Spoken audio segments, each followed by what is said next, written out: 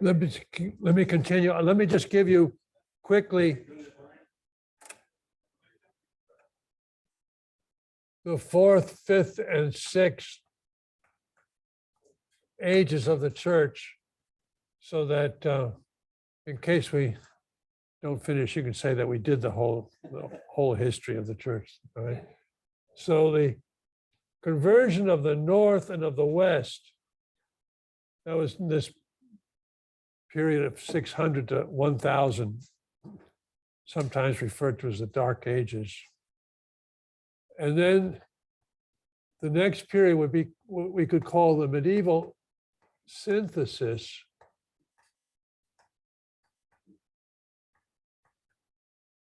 which is roughly from the turn of the millennium to the year 1300.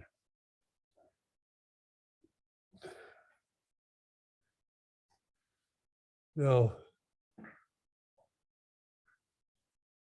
here this first period, the apostles and the martyrs are the dominant figures.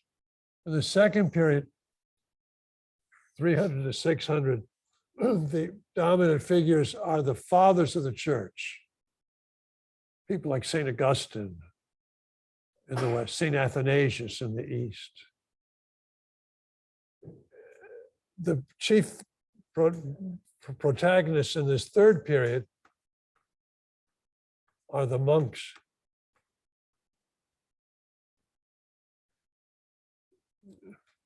And in the West, principally the Benedictine monks. Saint Benedict founds the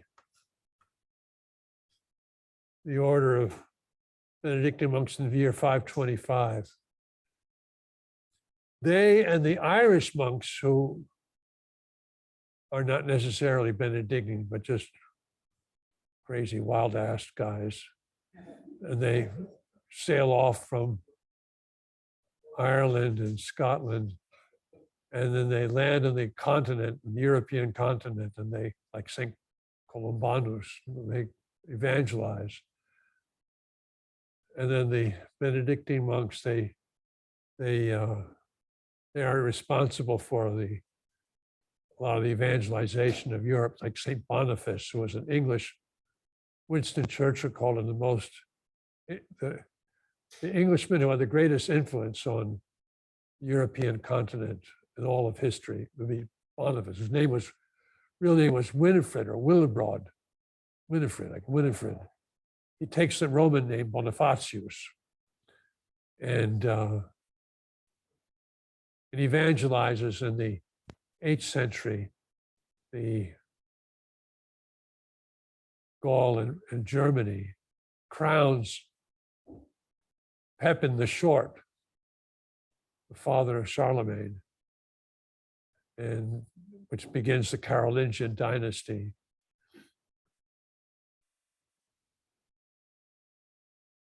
But after Charles the Great himself, after his death in the early 800s, the Western Europe descends again into a kind of period of anarchy because of the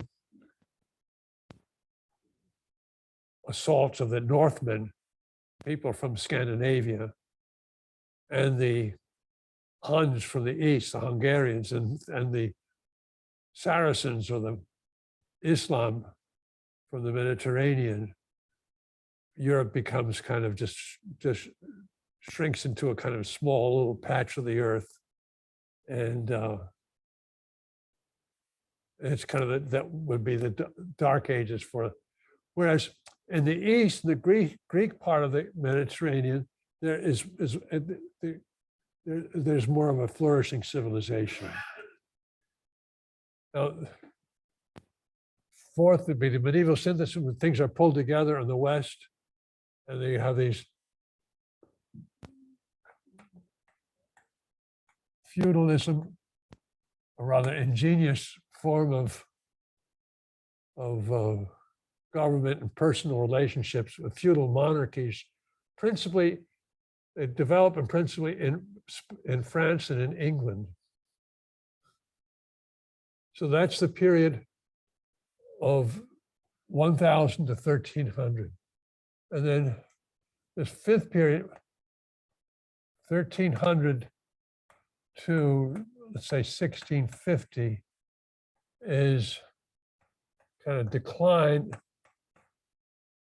of the medieval civilization. You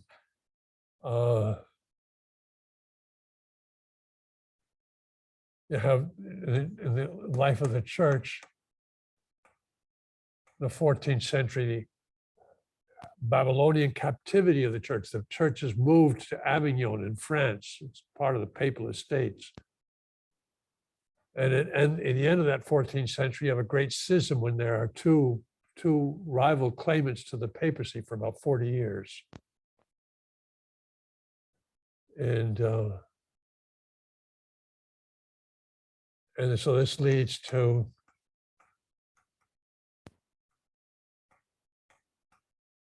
Reformation era.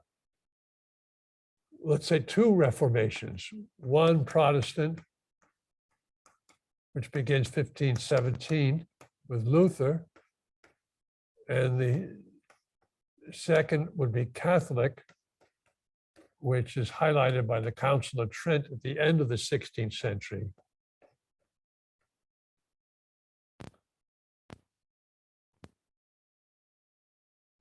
I seem to have more than 6 ages of the church because I've only got up to, I think we're going to add another age. What year was the Council of Trent? Well, it was over 15 years, but let's say about 1565.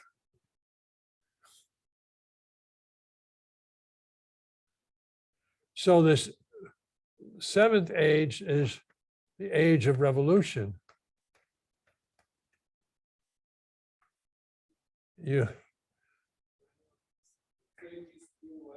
Excuse me? Oh, it's, I'm in this sixth age of the church is 1500. Oh, I'm sorry, I'm confused here. It's part of this 1300 to 1650.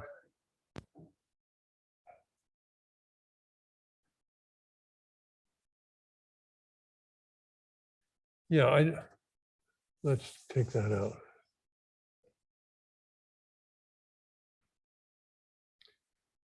In other words, it's the 1400s is a century of decline.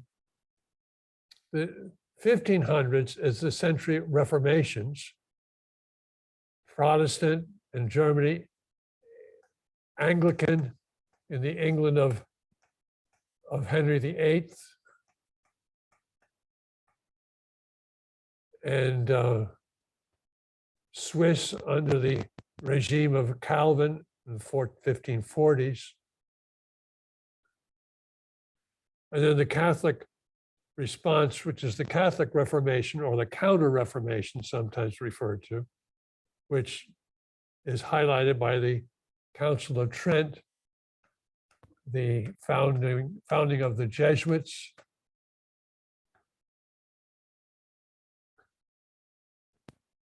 so now the sixth age would be the kind of the revolutionary period. First you have the Ancien regime leading up to 1789 and the French Revolution. Then the aftermath or the aftershocks of the French Revolution would be the revolutionary years of 1830 and 1848. And they're going to eventually lead to the loss of the papal states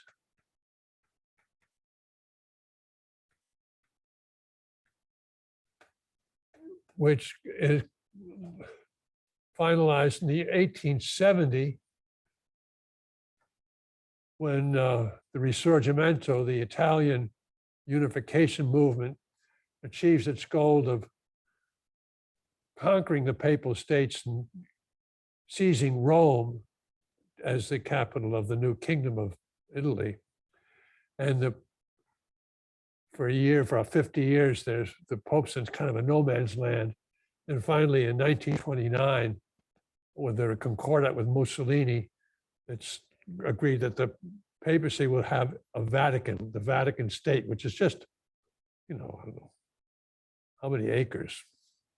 100 acres. I don't know how large the Vatican state is. Not that big, but it's a sovereign state where the church is able to have its independence. Church has always needed to have, the papacy has always needed to have some independence, because otherwise it would be ruled by whatever might be the dominant power, whether it might be the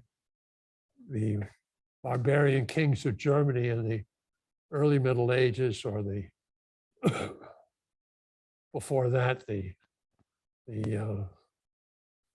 late Roman Empire in the end of the ancient age. So this is the history that this is sort of units of 300 years or 300 or 400 years in six segments. Apostles and martyrs down to the Edict of Milan. Church under the protection of Rome for the next 3 centuries, until we come to the beginning of the Dark Ages, 600 to 1000. Why do you earlier refer to that period? To what period? The third age. Conversion. You earlier call it the age of conversion. Yes. That doesn't sound like the Dark Ages. Well, Dark Ages in the sense of there's a breakdown of certain amenities of civilization. I mean, you don't have centralized government. You have breakdown. There's a fragmentation of authority, so that you have just, which will result in a feudal system. There's a moment, a collapse of civilized life, city life. You become the West becomes more agrarian. But it's oppressive and somewhat tyrannical. Impressive. Oppressive Oppressive. of the people. Not really, I no. mean, when there's no land ownership, everyone is like a serf. Well, if you're a serf, you're a serf. If you are, or you're a vassal, you're a vassal. You're a lord, you are a lord. That's part of the darkness, right? No, not really. Where does the darkness come from? Well, I think probably just you have momentary flashes of light, you might say, like the Carolingian Renaissance around the year 800. But other than that, there's not much learning. So the agents of civilization are the monks, the monasteries. That's where you have light. That's where it is. I'm not saying it's a violent age, but these are people who they live by the sword.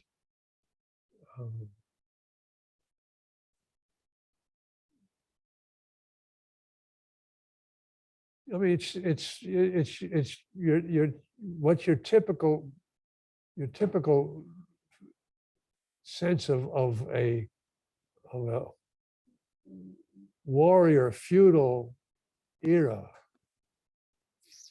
It's sort of wonderful in a way. I mean, it's a of course in the early 19th century it was, people loved it. There was during the romanticism of the early 1800s.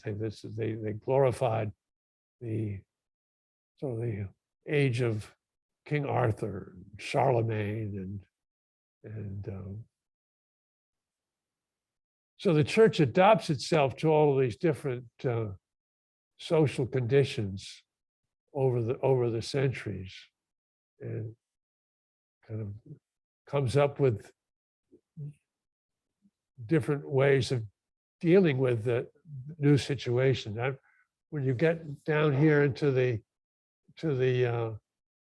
that we're calling it the fourth age there of the medieval synthesis, you have the great development of cities.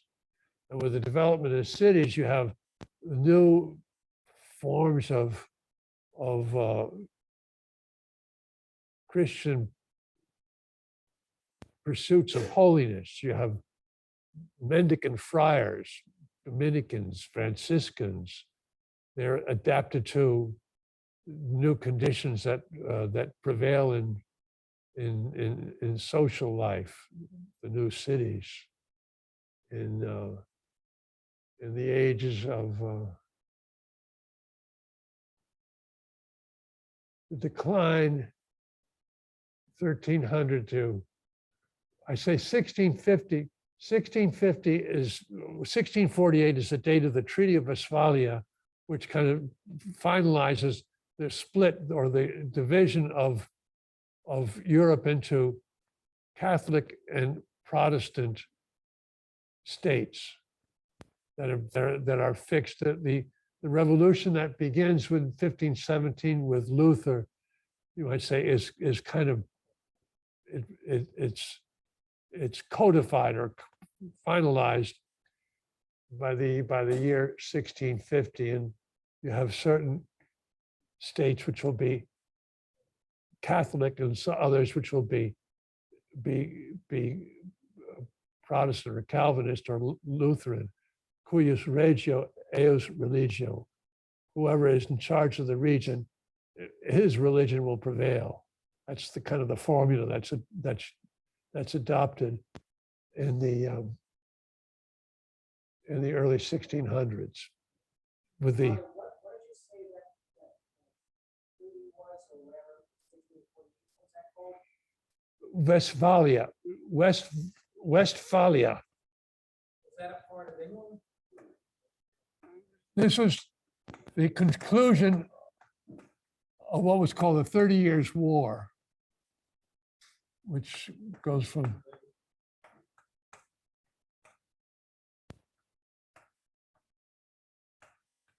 this is the last of the great wars of religion that prevailed mostly in France in the late 16th century, late 1500s. There, of course, the wars of religion also affect the British Isles, and that's the Philip II's armada, failed armada against Elizabethan England. That was part of the religious wars of the late 16th century. But where they were fought most bitterly would be in France between the Catholics and the Huguenots. The French Protestants minority was called the Huguenots. Spain and Italy remained Catholic during these, or most Southern Europe remains Catholic during this time. And France too? France is split. You have a strong French minority, which they're called Huguenots. They're the people who settled New Rochelle.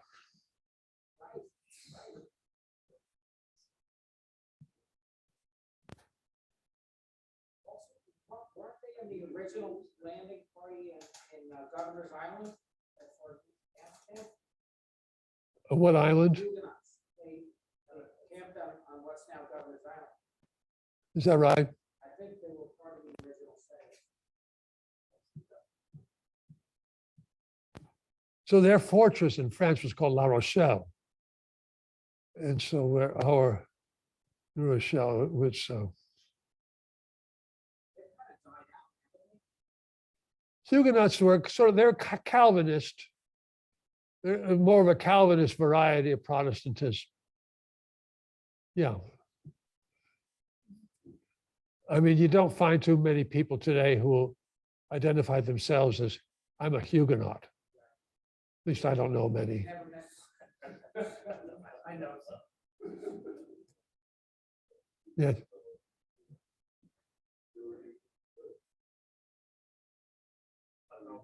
So your last period, you're saying continues to present, or do you believe there's something that's emerging now? So now, so this last period, the revolution begins in 1789, and huge impact.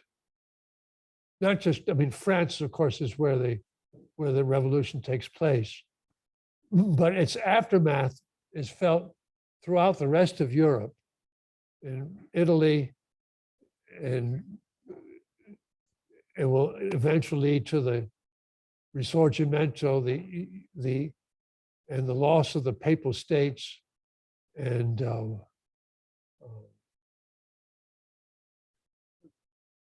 in 1870. I guess my question is there a new seventh era that's starting now? Yes. So the revolution, let's take, so the revolution goes down until 1914. 1914, it sort of puts the nail in the coffin. This is the end. And that begins, you might say, in the 20th century begins the secular age. So you might say the foundation of the work in 1928, this kind of signal, this is the secular age. And so that, you know, the work is the pursuit of holiness in the, in the secular age and in the secular city. So it's a new age in the life of the church. And kind of Opus Dei, the work reflects that new age in the secular city. Now I want to go back and pick out a few highlights in these 7 ages of the church. And one highlight, going back into the first age, the apostles and martyrs, would be the life, the sacramental life of the church in those early years. Before, when I was talking about those early years, I was concentrating on the Acts of the Apostles, what we learned from the Acts of the Apostles and from the life and activity of people like Prisca and Aquila. Now, if you go in the Catechism of the Catholic Church, there's about 800 or 900 quotations taken from, you know, encyclicals and fathers of the church.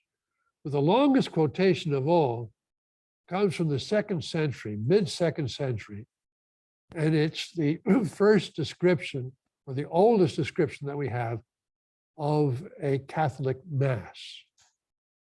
And it comes in the writings of Justin Martyr, in the middle of the 2nd century, in a defense of Christianity, which he addresses to the emperor, at the time was Antoninus Pius, around the year 160. So he says, let me tell you what happens in the Catholic or the Christians when they gather to worship, because there were a lot of very ugly rumors about what Christians do when they, I'm sorry, I'm not in the right place. What Christians do when they gather for their worship. He says, on the day we call the day of the sun, everyone who dwells in the city or in the country gathers in the same place. The memoirs of the apostles and the writings of the prophets are read as long as time permits. When the reader has finished, the person who presides challenges them to imitate these beautiful things. So there you have kind of the liturgy of the word. First, the reading from the Old Testament and from the memoirs of the apostles, in other words, the Gospels, and a homily, exhortation by the one who is presiding. Then we all rise together and offer prayers for ourselves and for all others. This is interesting because remember, about 1972, there was a revision of the Mass, the order of Mass, the ordo, and so that the prayers of the faithful were brought back and inserted at this point before the offering of the gifts and the liturgy of the Eucharist, as it is now, it's what you are familiar with now. It used not to be there. And it was because of this, I think, because in this earliest version of the Mass from the mid-2nd century, it says that at this point, after the homily, everybody stands up and offers prayers for, different intentions, the prayers of the faithful. When the prayers are concluded, we exchange the kiss of peace. Then someone brings bread and a cup of water and wine to him who presides over the brethren. This is the offering of the gifts. He takes them and offers prayers and glory to the Father of the universe through the name of the Son and of the Holy Spirit. And for a considerable time, he gives thanks. Eucharist is the word, the Greek word, Eucharistein. He gives thanks in Greek, Eucharistein, that we have been judged worthy of these gifts. So you get the impression that the Eucharistic prayer at this point, this is early, mid-2nd century, is sort of improvised, or it's a little bit free form. It may not be yet fixed as it will be within 100 years.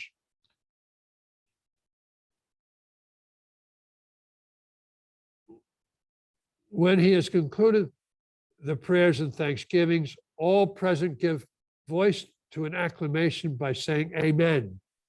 This is what we refer to as the great amen that comes at the end of the Eucharistic prayer, or the canon of the Mass. When he who presides has given thanks and the people have responded, those whom we call deacons give to those present the Eucharistic bread, wine and water, and take them to those who are absent. So there you have the communion service. That's the description, the oldest description of the Mass that we have. It goes back to mid-2nd century. So I wanted to bring that into that description of the church of the apostles and martyrs.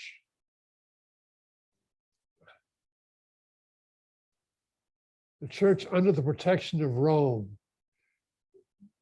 I noticed that the main protagonists here, what we call the fathers of the church. Mostly they generally happen to be bishops. People like Augustine or his predecessor, Ambrose. Ambrose, Bishop of Milan, Augustine, Bishop of North Africa, Hippo. In the Greek world, St. Athanasius, earlier, the great patriarch of Alexandria. The patriarch, Alexandria is the great city after, the most important city after Rome. Antioch and Constantinople, the new Rome, are also important patriarchates. They have people like St. John Chrysostom, year 400. So the main fathers of the church in the Greek East are Athanasius, St.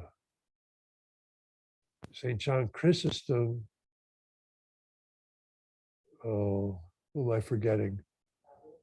Who? Basil the Great. Thank you. Yeah, that's in Turkey, Cappadocia. Well, a lot of these great fathers of the church are, they were patriarchs in places which are no longer Christian, which were kind of just overwhelmed by Islam. Turkey, for example, a lot of the great fathers of the church came from that region. Basil the Great, his younger brother, St. Gregory of Nyssa, his friend Gregory Nazianzus, these are the great Greek fathers of the 4th century, what's called the golden age of the fathers of the church. And the Western fathers main ones are St. Augustine, his mentor, St. Ambrose, and then the two great popes of the 4th and the 5th century, Leo the Great, mid-5th century, at the time of the Council of Chalcedon, and Gregory the Great, for the year 600. He's the one who was kind of already looking to the north and to the west into the conversion of the new peoples.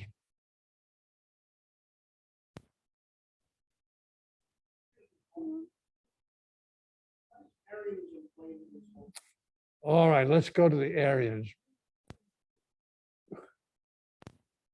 So after this first period of the apostles and martyrs, when we come to this age of the church under the protection of Rome, doesn't become the church which is not until the end of the 4th century, under the Theodosius, a Catholic emperor, does it become kind of the official church of the empire.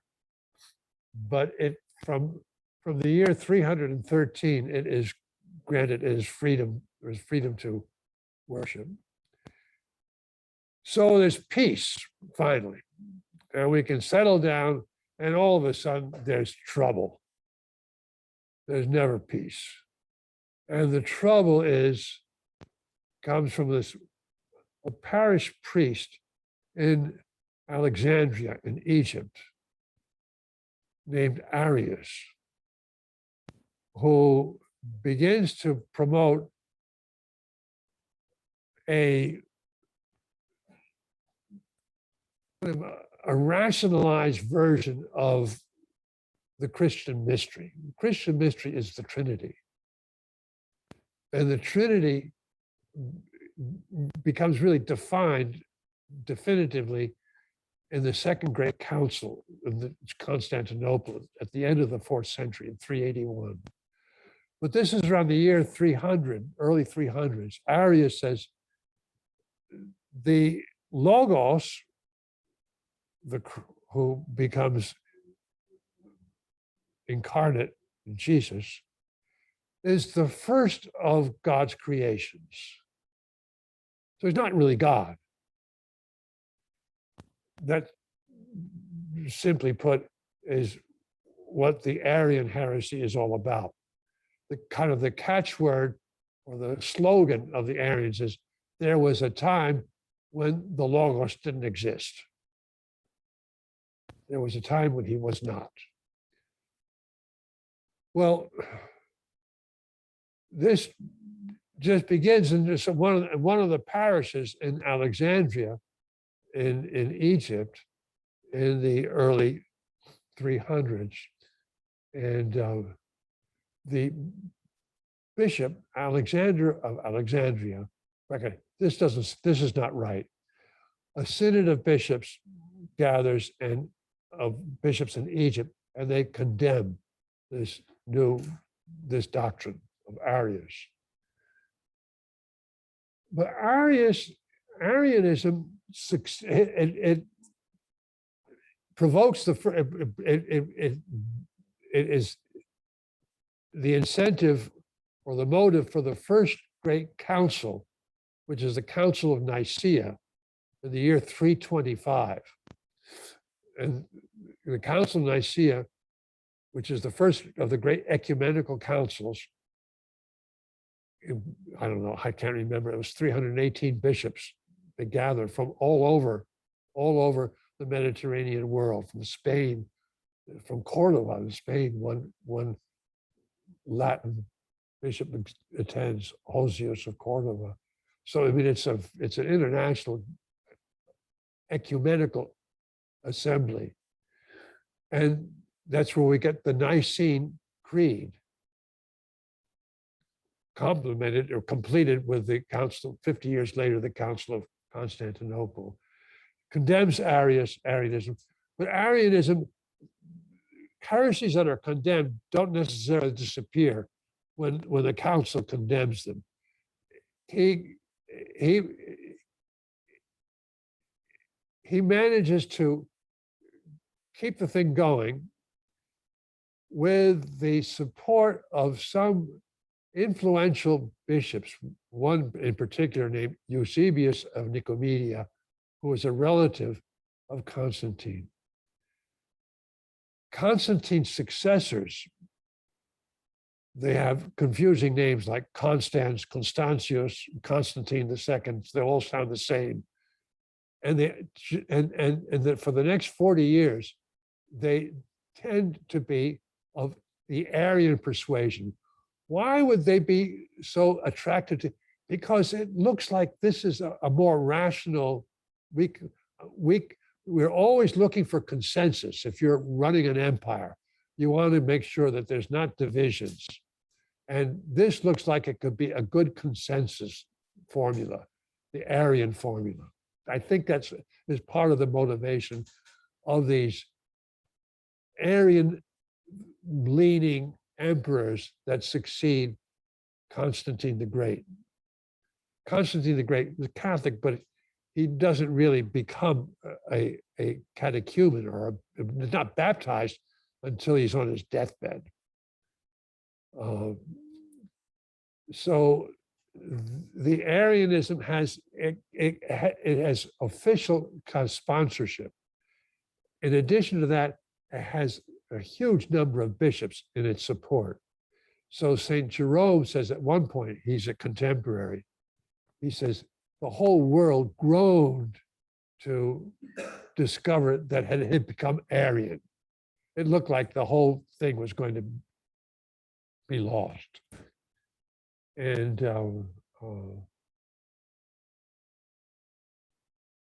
so that what saved it was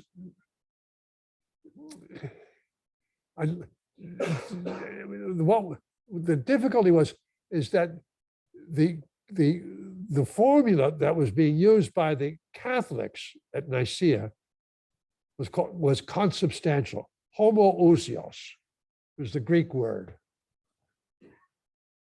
Homoousios.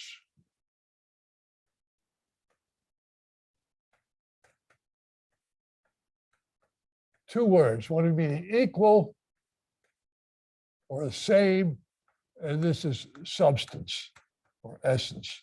Equal in homoousios, substance equal in substance. This is the form they use in Nicaea, saying this is the Son is equal in substance to the Father. The Logos is equal in substance to the Father. The Arians were split into those who said, no, the Son is different, not equal. And then there were some who called semi-Arians. This gets very confusing. And they just put in an iota. So homoiousios, which means similar in substance. And that was the formula of the semi-Arians. Say, all right, well, we're fudging it. And then the Catholics say, no, that's not good enough. It's not good enough to say it's similar, like he is the same, equal, homoousios. So that becomes the Athanasians, the Orthodox, the Catholics are known as homoousians, And the Arians or semi-Arians are homoousios, only an iota difference, which is, that's it's an expression you've heard before, only an iota difference. That's where it comes from. And people like the English historian Gibbons had make a big joke out of it. Malcolm, could you say that the battle was over the nature of the Trinity? Yeah, Is that yeah. a good way to summarize it? It's not, and it's the battle is won 50 years later, largely through the work of the three great Cappadocian in Turkey, fathers of the church. Basil the Great,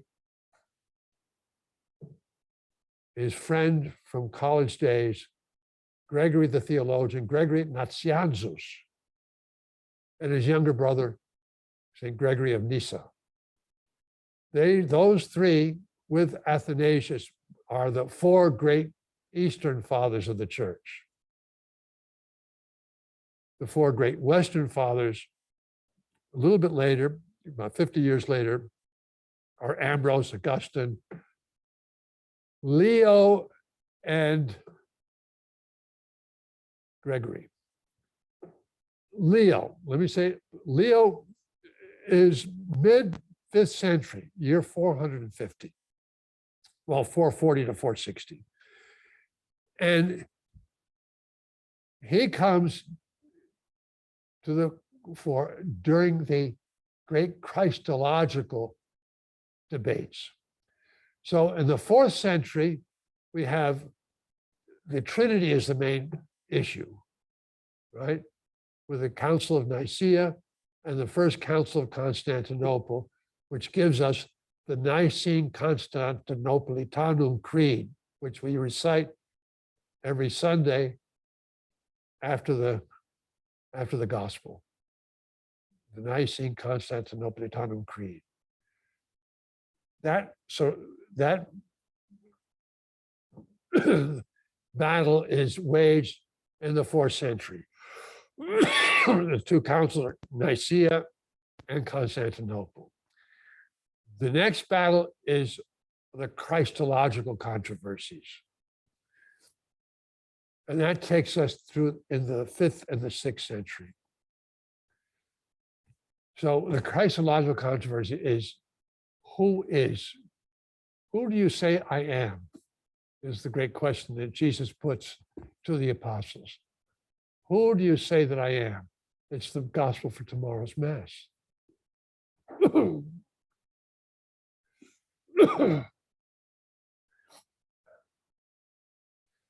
So of course, the Arian answer to that question is, well, he is a creature. Peter's answer to it is, you are the Christ, the Son of the living God. Now, what does that mean? Well, that takes us into the 5th century,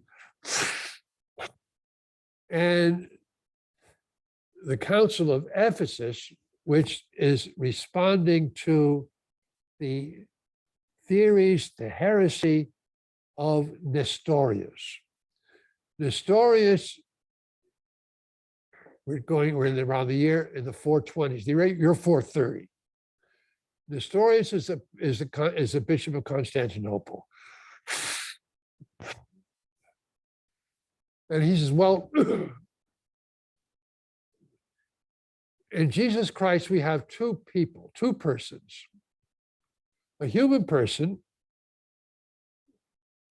Jesus of Nazareth, and a divine person, the second person of the Trinity, the Logos.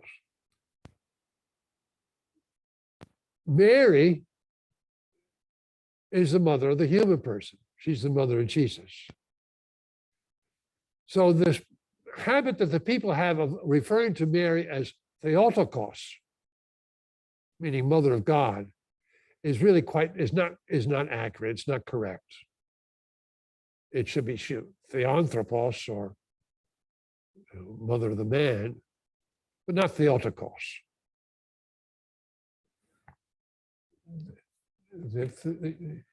Do I need to put that word on the board? Theotokos?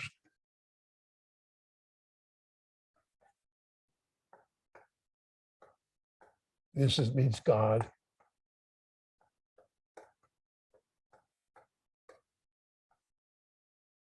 Bearer. In Latin would be Dei para.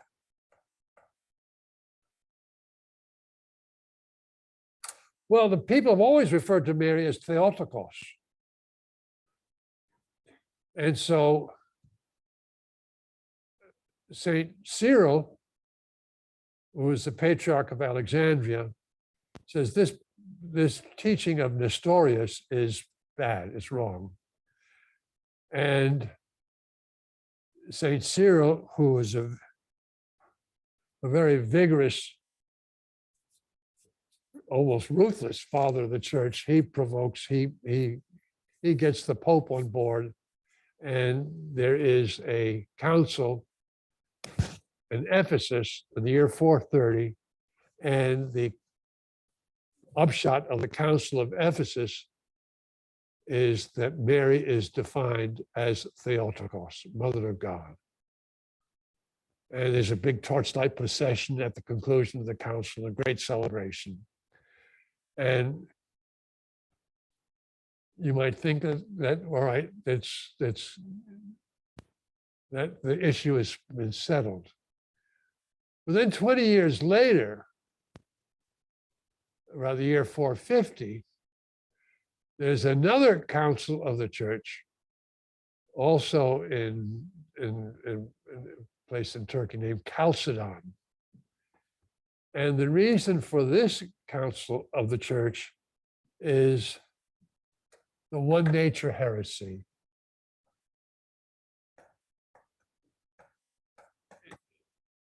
In Greek, monophysite. Monophysis, one monophysis, one nature. And there's a monk in Alexandria named Eutychus who espouses this one nature, and this is taken up by the Egyptian monks, and it leads to the Council of Chalcedon in the year 450, and the Council of Chalcedon adopts the teaching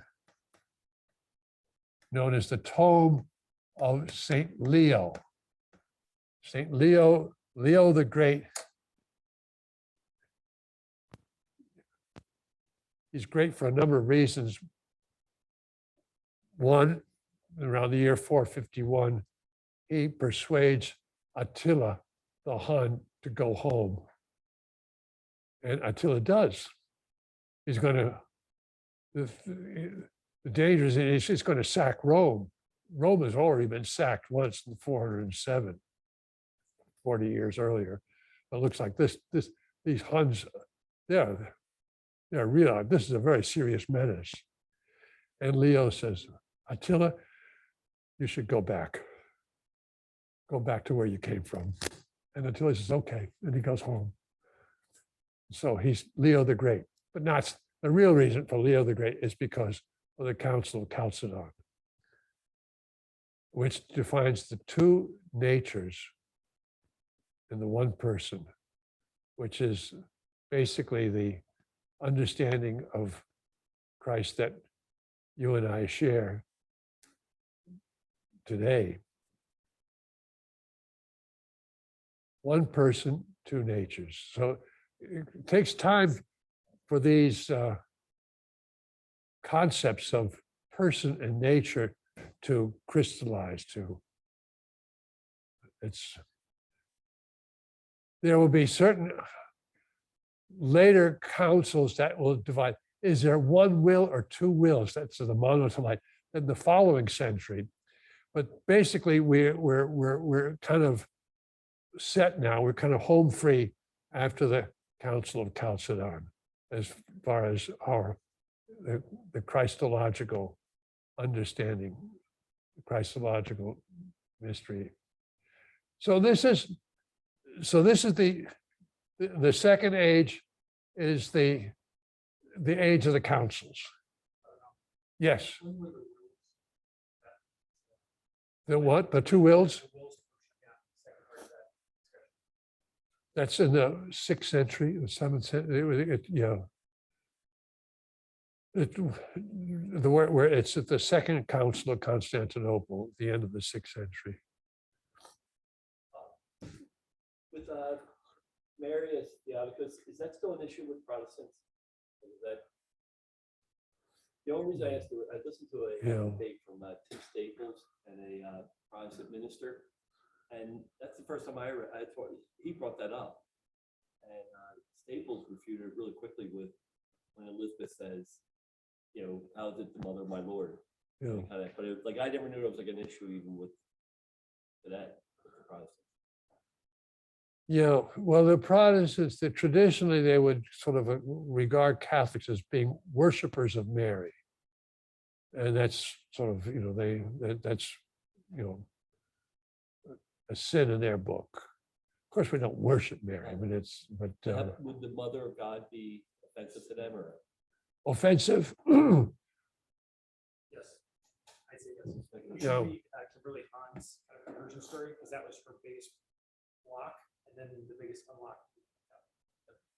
Just read that. Like she thought anything even like touching the rosary was like thoroughly offensive, and it's pretty. Well, I knew they had Marian, but I was just thinking that term itself. All of it's just Theotokos would throw them off.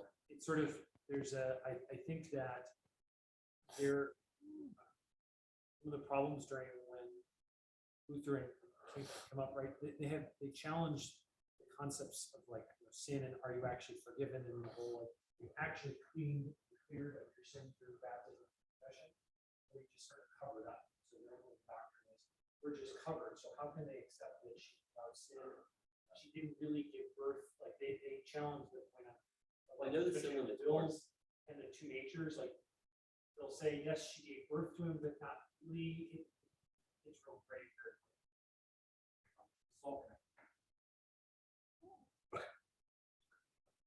Well, we gotta move forward because we're supposed to get down to the present day. I don't know how we're supposed to do that, but at any rate. This is,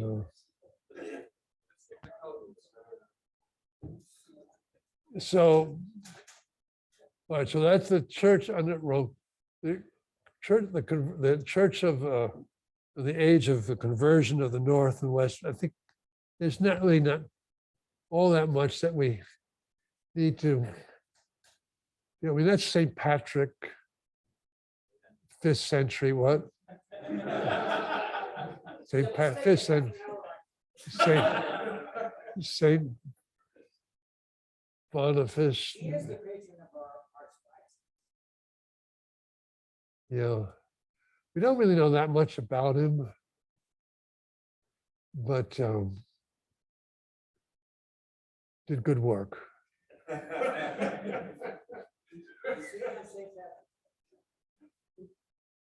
I think, if I'm not mistaken, St. Patrick dies around the year 460, 470, somewhere in there. Oh. No, but that's a fascinating period of the period of conversion of the North and of the West. It's wonderful to kind of go back and are you aware of what? So the good books to read.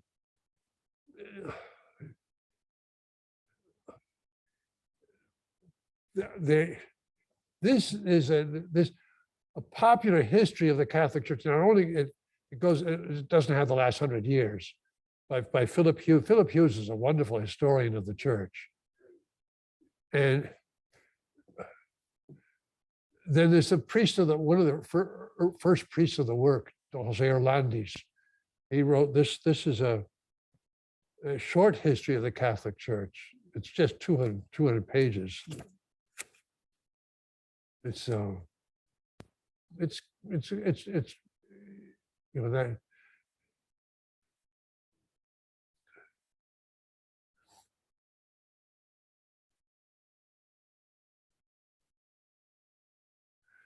All right, let's go into number 4 there from the medieval synthesis.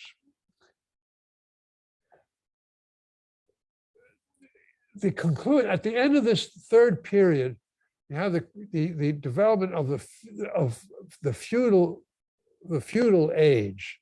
Feudalism is a wonderful institution. I mean, it's because it's based on human loyalty and the kind of the bond that exists between a vassal and the lord, and which sort of carries over into the vassal and the serfs below him. But these are all bonds of fidelity, which is the great virtue that people in the early Middle Ages that they cherish. You might say it begins with kind of the need for protection, and so you go to I go to Lord so and so who and he will gives me a benefice, which probably is a piece of land that I can rule over as a knight.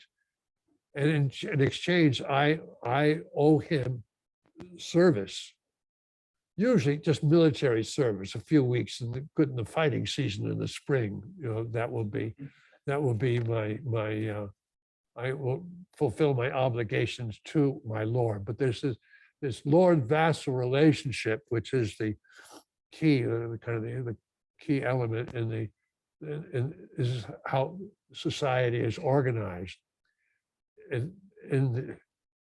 Well, you have, there's only 3 kinds of people: people who pray, monks, they're off there praying, and people who fight, which are, you know, the knights and lords, and then the people who work the earth, the people who you know produce the food, and those are the only.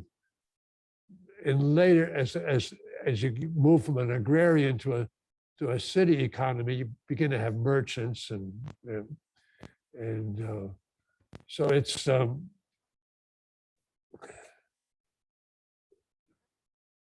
that's the life in especially in Western and Northern Europe, and the kind of the civilizing force will be the monks, the monasteries. They will preserve the ancient cultures, the Latin, the classical cultures of Greece and Rome, and they will be the centers of education for centuries to come. Now, in this system, you have what's called investiture. The lord invests a vassal with lands, which becomes sort of hereditary. And churches become caught up in this investiture system because bishops and abbots control large tracts of land. And so they are part of the system. And let's say like the Duke of Normandy, they say he wants to go over and invade, conquer England in the 11th century. Well, he's not only has his own knights and the counts that are sort of owe him allegiance, but he also has abbots and bishops, and they also are part of the feudal system. So when he goes over to conquer England at the Battle of Hastings, he's got bishops and abbots with their knights because they are responsible, one for 60 nights and the other for 100. And they're part of the military force. And so this is a system that's got to be reformed.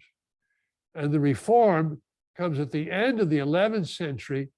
It's called the Gregorian Reform, named after a Pope, Gregory VII, who is known also as Hildebrand. And Hildebrand, this Pope carries, he succeeds a great reforming Pope, St. Leo IX, who in 1059 begins the reform process, which will free the church up from these feudal obligations. Now, let me just give you a sense of what this amounted to, what this revolution, what took place. I'm going to read just a page from a wonderful book by an great Oxford historian called Richard Southern, R.W. Southern. It's called The Making of the Middle Ages. It's all right. Leo IX, 125 to 127.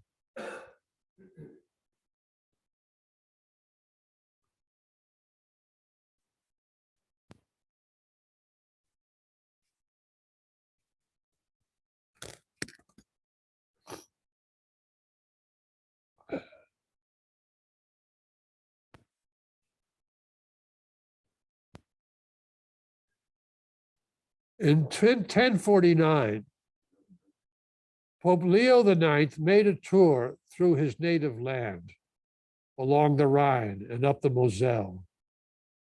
The final stage of his journey brought him to the city of Reims, where he was engaged to consecrate the newly built church of the monastery of St. Remigius, and to transfer to the high altar the bones of its patron saint, St. Remigius, patron of France. Here the Pope had summoned a large concourse of bishops and abbots to meet him. The response to the Pope's summons had been disappointing. There were no more than 20 bishops present, one from England, 5 from Normandy, but only a handful from the great provinces of Reims and Sens, which should have provided most. From these unpropitious beginnings, however, there developed an awe-inspiring scene, and we are fortunate in having from a contemporary a day-to-day account of a council which men later remembered as a landmark in the history of the church. The feast of St. Remigius, October 1st, had been fixed for the translation ceremony. And the Pope, the translation of the bones of St. Remigius, and the Pope arrived in Reims on September 29th. The King of France had refused to be present, and he was largely responsible for the poor attendance of bishops. But the vast concourse of people who filled the town formed a striking and instructive contrast to the sparse gathering of notabilities. September 30th was spent in rest. Then, on the appointed day, amid scenes of immense popular enthusiasm and excitement, the bones of St. Remigius were carried around the town. The time had now arrived for the Pope to place them in their new resting place. But instead of doing so, he had them laid on the high altar of the church, in which the council was to be opened on the following day. The awful presence of the apostle of the Franks appeared from that moment to dominate the meeting. When the council opened, the Pope, through the mouth of his chancellor, the Cardinal Deacon Peter, who was in charge of the business, made an unusual demand before proceeding to the business of the meeting. Each bishop and abbot was enjoined to rise and declare whether he had paid any money to obtain his office. The proposal caused considerable consternation. The Archbishop of Reims asked for a personal interview with the Pope. The bishops of Langres, Nevers, Constance, Coutances, and Nantes remained silent. Of the abbots, only a few seem to have made the necessary declaration. The absence of the remainder expressed their embarrassment or guilt. Apparently, the case against the abbots was allowed to drop. But during the remaining 2 days of the council, in the intervals of the humdrum business of ecclesiastical disputes, the papal chancellor relentlessly pressed the bishops who had not dared to make the required declaration. The position of the Archbishop of Reims, who was the host, was delicate. He was spared to the extent of being ordered to appear at Rome the following year to make his explanation at the council to be held in the middle of April.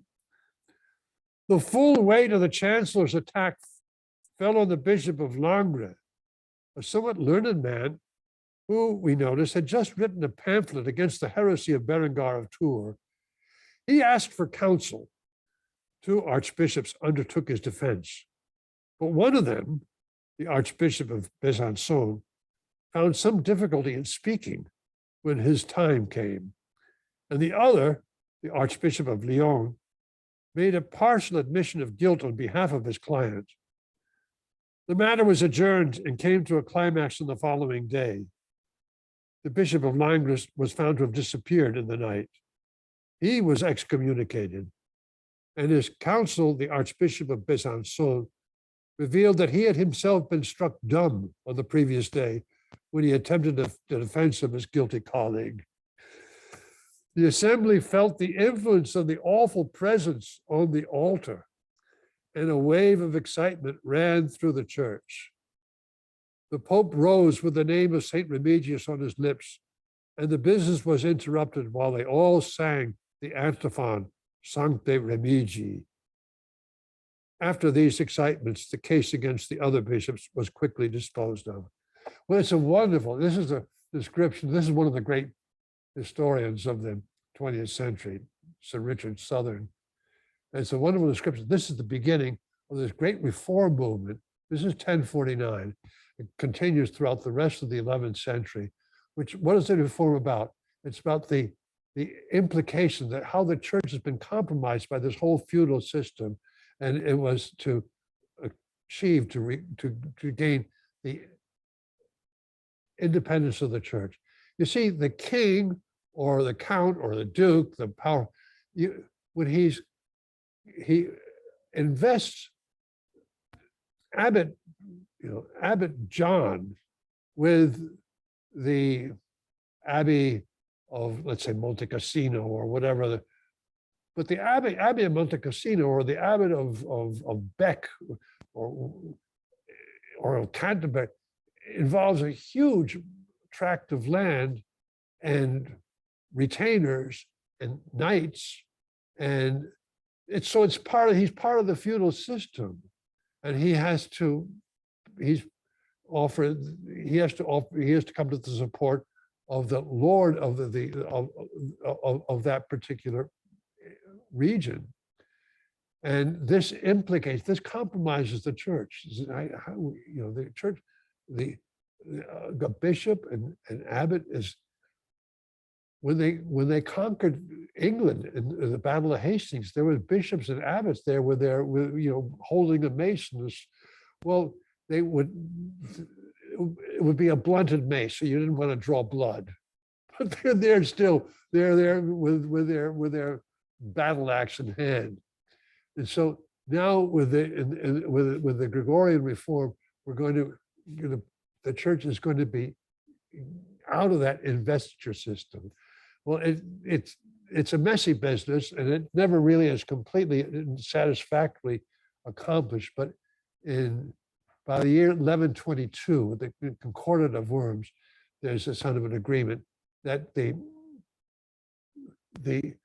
church abbot or bishop will receive from the Lord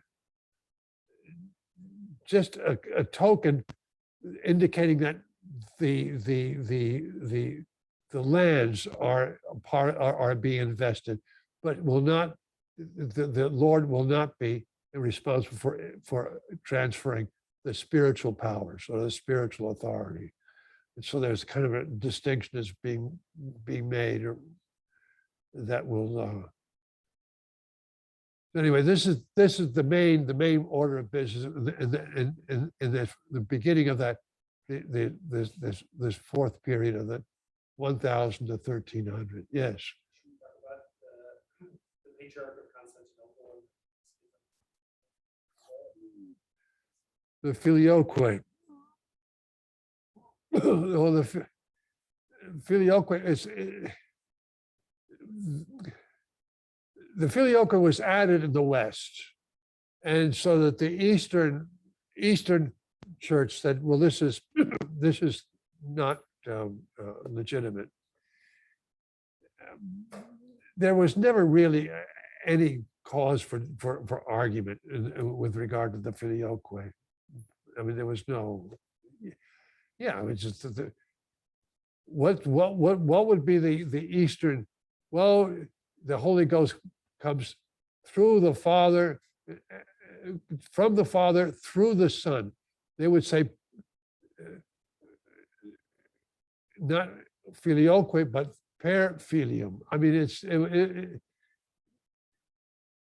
you have to understand the Greeks are very, very good at sort of debating abstract issues, which really are not that germane or important.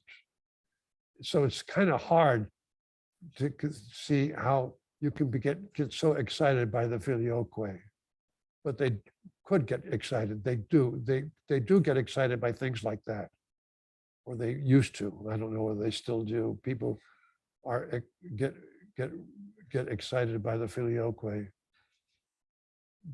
All right, so where are we now?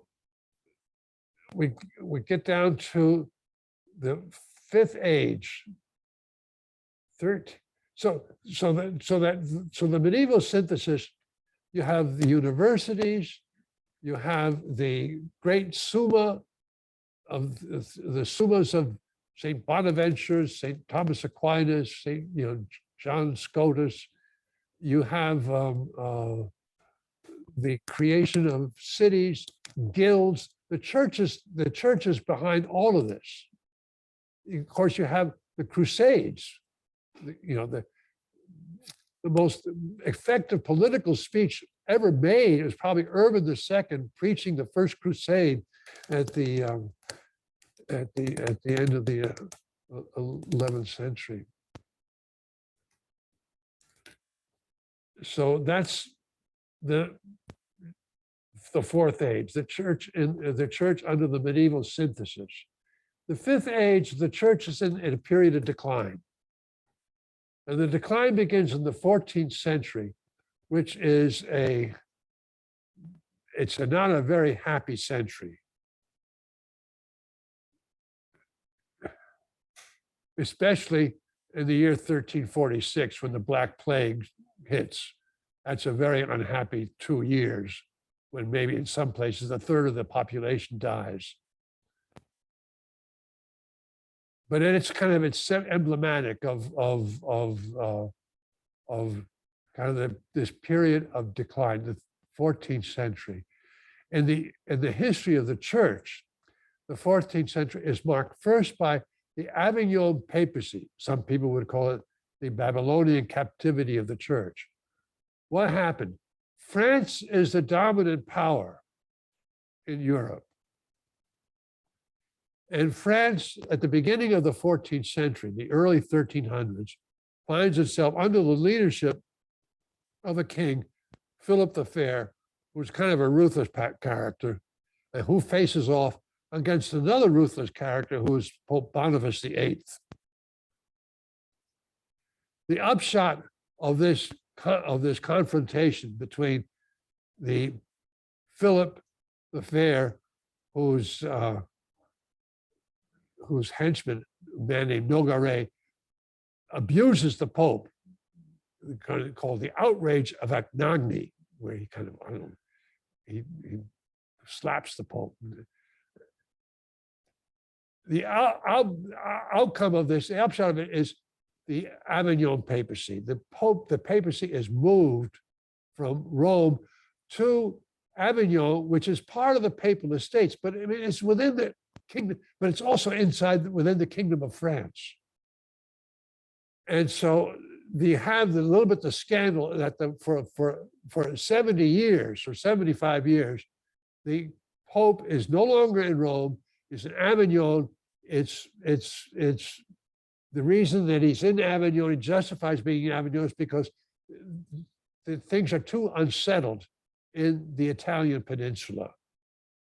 And so it's not safe to be in Rome.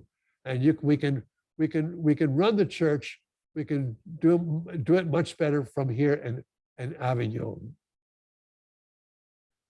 But this is, but it is something of a scandal. Finally, St. Catherine of Siena, she gives encouragement to the Pope Gregory XI and brings him back to Rome at the end of the 14th century. But then shortly afterwards, he dies, the Pope dies, and the new Pope that is elected is so, I don't know, he's kind of outrageous in the way he deals with his subordinates, that to the point that St. Catherine says, come on, you got to govern your temper. You got to, the curia, the cardinals, they withdraw from Rome, they go down to a place called Fondi, south near Terracina, and there they said, we made a terrible mistake. We really didn't have the freedom to elect the right. When they were electing this Pope, the crowd outside had been so sick of these French Pope, they said, elect an Italian or you die. That's what the crowd is shouting. And so the Popes, they elected an Italian. But later they said, we didn't feel that we were free. And so that was not a valid election. And they elect another Pope. And so that begins the Great Schism, which lasts for 40 years, from the end of the 13th century, 1280 to about 1380 to 1415. And finally, it is overcome, but it's a little bit ambiguous how it's overcome. The Council of Pisa says the council now elects another. At one point, we have 3 popes, Martin V, and the other ones are persuaded to resign. But the danger is the danger of conciliarism, which is the council is superior to the Pope. Again, a misguided doctrine, which has to be rejected. So this takes us into the 15th century, and it takes us up to the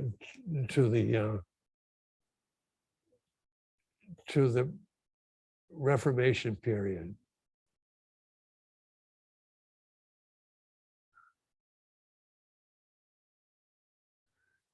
The Reformation gets underway in the beginning of the early 16th century. So we go to the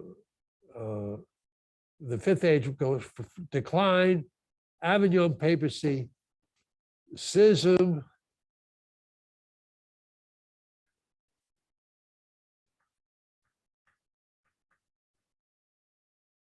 the 15th century is kind of dominated by the Renaissance in Italy.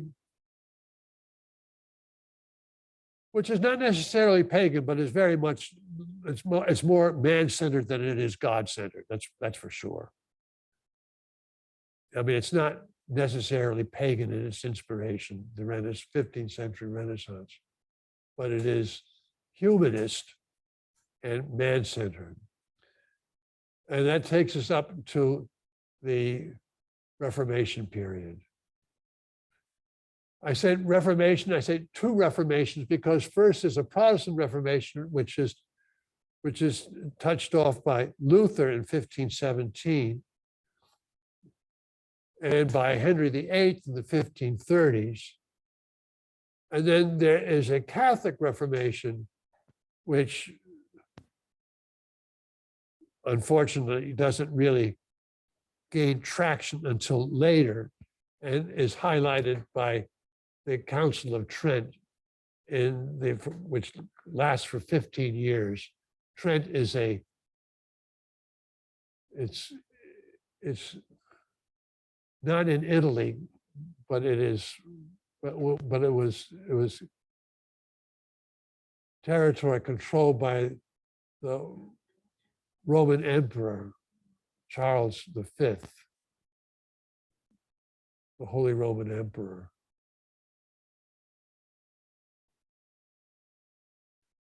So the 16th century is, of course, it's fabulously, it's fascinating in all of all the drama of just not only Luther and Henry VIII and Calvin and Catherine of Aragon and Charles V and these larger than life figures, Thomas More and St. John Fisher. And,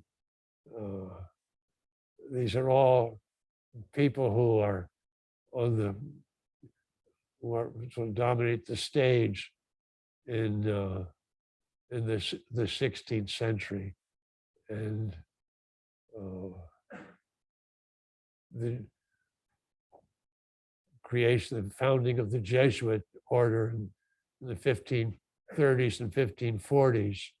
And they are, of course, it grows very quickly, and they supply a lot of the brain power for the Council of Trent in the 30 years after the creation, the foundation of the Jesuit order. And they're part of the Counter-Reformation. St. Teresa of Avila, also a big, major force in her reform of the Carmelite order, the Counter-Reformation.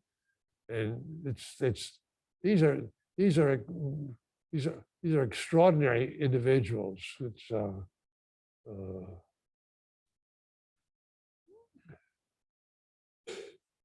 I should probably, did I give some idea of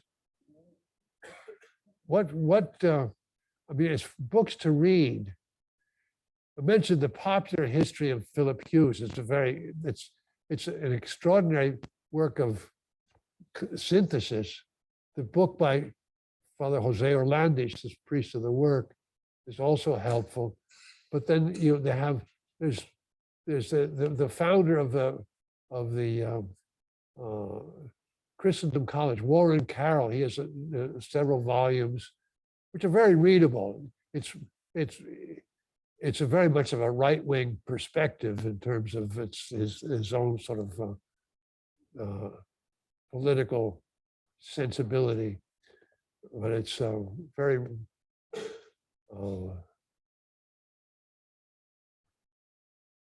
yes. When the time scale does the church start acquiring seminaries for this? I remember. Oh, yeah, good question. That's a product of the Council of Trent. So, and no, very good question. Before the Council of Trent, the formation of priests was a very haphazard affair. In other words, the Lord of the Manor would say, all right, James, you will be the priest. And so you go to Father so-and-so and get some instruction. And so he will learn his Latin and get a few fundamentals of theology from the local pastor, and then but then this is the problem that we're having in the 16th century with the Reformation is that is a lot of it is because your clergy is so poorly educated, poorly trained, and so the Council of Trent said what if the real reform of the church has to begin with, well, it has to begin at the top. You can't have these Renaissance popes with their extended families. That's got to stop. And then we can't have this poorly trained, poorly educated clergy. We've got to put an end to that. And so Trent really reshapes the church. The church that we know today is, in a sense, is the creation of the Council of Trent at the end of the 16th century. And so the Trent says every diocese has to have a seminary. And so that the seminary system is the creation of Trent. Is that also when the cardination begins around that time? Yeah, that's a good. He has to resign. There was more of a problem of the bishop not being in residence in the day. In other words, you have somebody like Cardinal Wolsey, and going back to the age of Henry VIII and Catherine of Aragon and St. Thomas More. Wolsey, I mean, he held about 30 different archbishoprics and abbeys. You collect benefits. You could collect many benefices. Now, you wouldn't be able to be present in all of them, but you have an agent. You pay. I'll pay Joe here to, he'll run the Diocese of York, and Harry will take care of the Diocese of Lincoln, and they will all be they'll be my benefits. I will get the income from them, from those. And that was the pluralist system. So you had which involves absenteeism, and so those two problems had to be addressed by in the reform of the church, the Catholic Reformation, which comes to a head in the Council of Trent. Pluralism and absenteeism. Yes. I guess that also the liturgy of the Mass is purified. Yeah. By Trent. Yes. Yeah. The church as we know it, as we have experienced it for the last few hundred years, is from the Council of Trent. Now, also around the same time, now we have the creation of a whole new world. Mexico, Peru, all these great the new areas in the church history, and this is all this is coming up at the end of the 16th century, beginning of the 17th century. So it's a fabulous time, but it's also very challenging. Yes. I would like to stop, yes. After lunch, very good. Yeah, I'm sorry, it's a little bit late. Angelos Dominus Maria.